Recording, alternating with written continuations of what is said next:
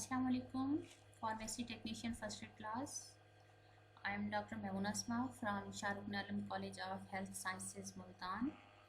तो हम चैप्टर पढ़ रहे थे हाइपर सेंसिटिविटी का, जिसमें हमने स्टार्ट किया हुआ था डायग्नोस्टिक टेस्ट ऑफ एलर्जी, जिसमें 3 तरह के टेस्ट होते हैं। एक तो जनरल एग्जामिनेशन था, फिर स्किन टेस्ट है जिसमें skin prick test, skin prick test के बाद पैच टेस्ट और इंट्राडर्मल टेस्ट, ये 3 तरह के टेस्ट थे। उसके बाद अब हम ब्लड टेस्टिंग पढ़ेंगे, जिसमें है RAS and ELISA. RAS radio allergosorbent testing and ELISA enzyme linked immunosorbent assay. आज हम इसे डिस्कस करेंगे। रास क्या है? Radio allergosorbent testing. इसमें हम एंटीबॉडीज़ की मिकदार को मालूम करते हैं।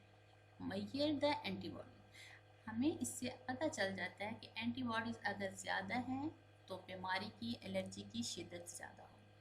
अगर एंटीबॉडीज़ बॉडी में कम है, ब्लड में कम है, तो एलर्जी की शिद्दत या सीवियरिटी कम होगी। तो एंटीबॉडीज़ इसमें फाइंड की जाती हैं, उनकी मिकदार उन्हें मेजर किया जाता है स्पेसिफिक। उसके लिए करते क्या हैं, सबसे पहले सस्पेक्टेड जो एलर्जन है जिसकी एंटीबॉडीज़ हमने फाइंड आउट करनी है कि कितनी हैं, तो उसके एलर्जन लिए जाते हैं किसी इनसॉल्युबल मटेरियल, ताकि उसमें सॉल्युबल ना हो सके। इनसॉल्युबल मटेरियल में लिए जाते हैं, उसमें डिज़ोल्व ना हो, जिसमें सॉल्युबल ना हो। इनसॉल्युबल मटेरियल में सस्पेक्टेड एलर्जन लिए जाते हैं। उसके बाद पेशेंट्स का सीरम या ब्लड सैंपल उसमें ऐड किया जाता है, और पेशेंट के ब्लड में होते हैं एंटीबॉडीज़। वो एंटीबॉडीज़ जाकर बाइंड कर जाती हैं एलर्जन के साथ। जो यहाँ पे एलर्जन मौजूद थे उनके साथ जाकर एंटीबॉडीज़ कौन सी? आईजीई एंटीबॉडीज़ जाकर एलर्जन के साथ बाइंड कर जाती हैं। उसके बाद radio labelled IgE, radio labelled होती हैं, मतलब खास किस्म की एंटीबॉडीज़ होती हैं, वो एंटी आईजीई बोले। पहले आईजीई एंटर की थी हमने, जो कि ब्लड में मौजूद थी। उसके बाद एंटी आईजीई जो कि रेडियो लेबल्ड होती हैं वो ऐड की जाती हैं, और एंटी आईजीई जाकर आईजीई मीन एंटीबॉडीज़ के साथ बाइंड कर जाती हैं, अटैच हो जाती हैं। उसके बाद उसे वॉश आउट कर लिया जाता है, जो कि अनबाउंड एंटीबॉडीज़ होती हैं वो रिमूव हो जाएं, जस्ट बाउंड वाली साथ रहें। उसके बाद उन्हें बैटरी के साथ लगाकर सिग्नल हमें मिलते हैं, फाइंड आउट हो जाते हैं, रेडियो एक्टिविटी चेक करते हैं, तो उससे पता चल जाता है कि एंटीबॉडीज़ कितनी है। इसमें ब्लड सैंपल में एंटीबॉडीज़ कितनी थी, डिजीज़ की सीवियरिटी कितनी है। तो जो रेडियो एक्टिविटी होती है वो डायरेक्टली प्रोपोर्शनल होती है आईजीई मीन्स की एंटीबॉडीज़ प्रेजेंट इन ब्लड। जितनी रेडियो एक्टिविटी जो कि एंटी आईजीई के साथ रेडियो लेबल्ड थे और उन्हें बैटरी से लगा दिया, वो सिग्नल उससे मिले हमें, वो लाइट की फॉर्म में भी हो सकते हैं, कलर्ड भी। तो उन सिग्नल से पता चल जाता है कि रेडियो एक्टिविटी जितनी ज़्यादा होगी, एंटीबॉडीज़ ब्लड में उतनी ही ज़्यादा होंगी। मीन्स के डिजीज़ की एलर्जी की सीवियरिटी जितनी रेडियो एक्टिविटी ज़्यादा होगी उतनी ही शिद्दत ज़्यादा होगी बीमारी की। ठीक है, इसे हम एग्जाम्पल से देखते हैं कैसे।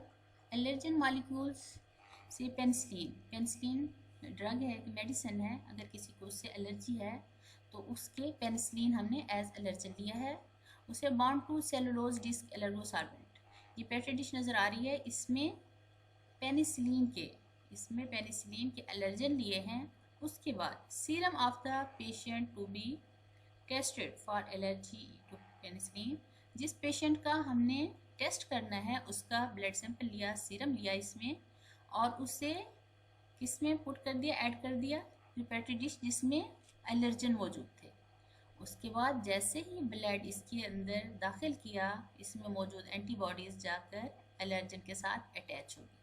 ये नज़र आ रहा है, ये आईजीई एंटीबॉडीज़ हैं, और ये जो पेट्री डिश में पहले से मौजूद थे ये एलर्जन है। एंटीजन एंटीबॉडी ये मिल गई हैं। उसके बाद रेडियो लेबल्ड एंटी आईजीई, ये आईजीई है, ये एंटी आईजीई, ये रेडियो लेबल्ड एंटी आईजीई इसमें ऐड करेंगे जो कि जाकर आईजीई से अटैच हो जाएंगी, बाइंड कर जाएंगी और अनबाउंड जो होंगी वो वॉश आउट हो जाएंगी, वॉश कर लेंगे। उसके बाद इसका सिग्नल पूरा होगा, बैटरी से इसे लगा देंगे। Radio labelled anti IgE sticks to IgE molecules. The amount of radioactivity measured gives the level of IgE in patient's blood।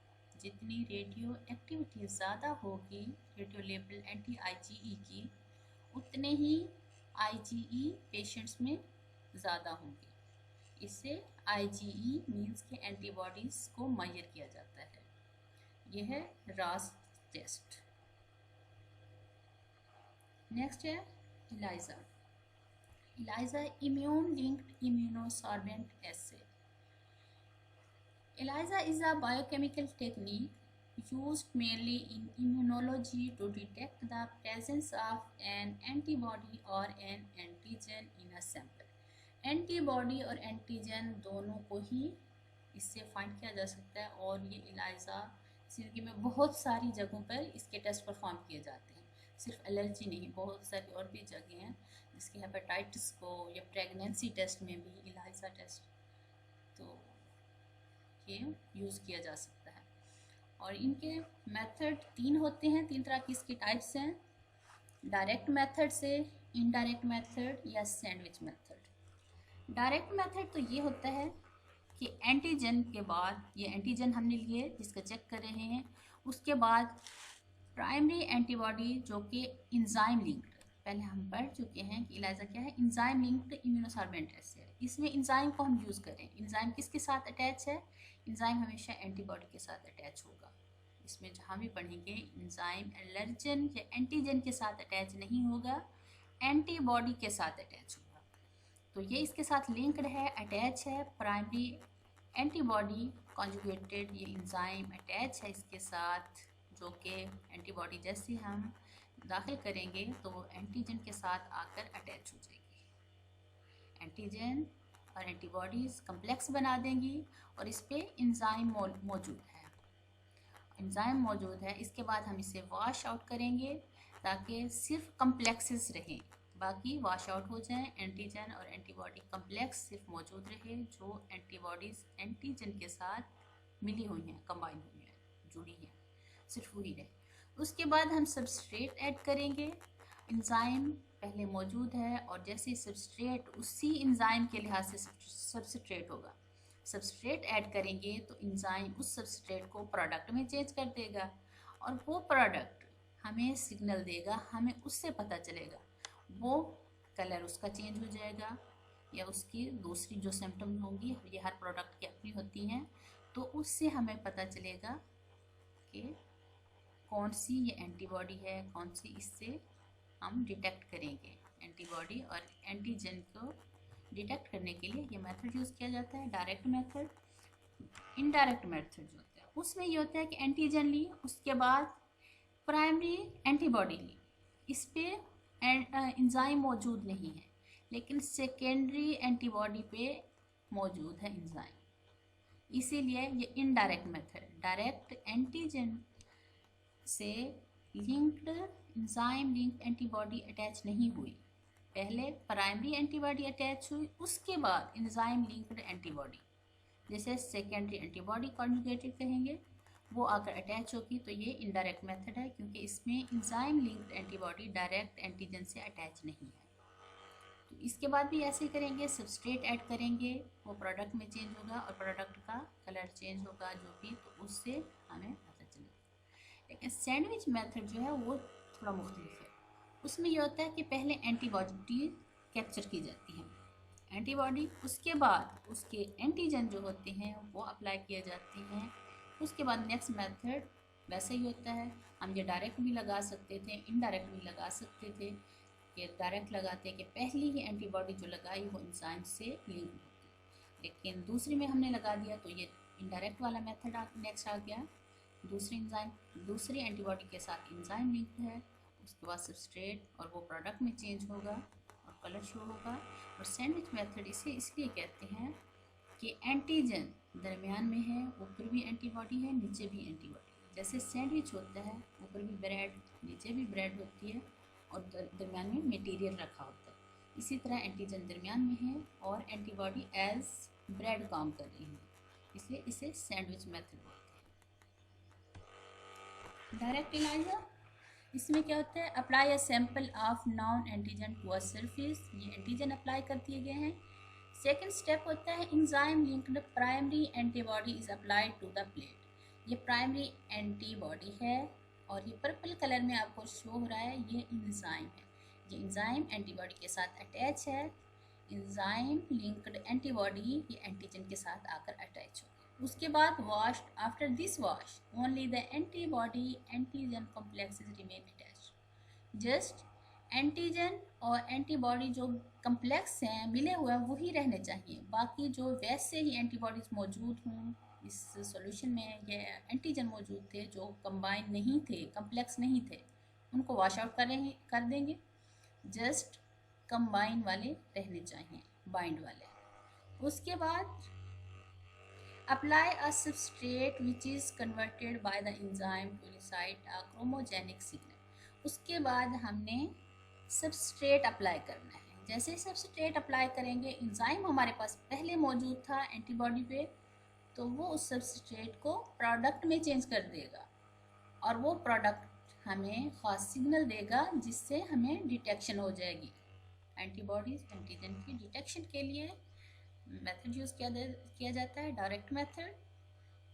और इनडायरेक्ट में ये होता है कि पहले ये एंटीबॉडीज हमने अप्लाई की, सेकेंड नंबर पे आएंगी एंजाइम लिंक्ड एंटीबॉडीज, बाकी सेम प्रोसीजर होगा। और सैंडविच मेथड, इसमें ये देखिए पहला इसके स्टेजेस बताएगी क्या हो। पहला स्टेप क्या है, कैप्चर एंटीबॉडी। सबसे पहले एंटीबॉडी को कैप्चर करेंगे, उसके बाद टारगेट जो एंटीजन है हमारे पास वो अप्लाई करेंगे। उसके बाद है ये enzyme labelled enzyme linked detection antibody, ये एंजाइम स्टार के फॉर्म में जो नज़र आ रहा है ये एंजाइम है जो कि एंटीबॉडी से अटैच है। तो ये यहाँ पे सैंडविच बन गया, ये ऊपर है एंटीबॉडी, एक नीचे है, दरमियान में एंटीजन है।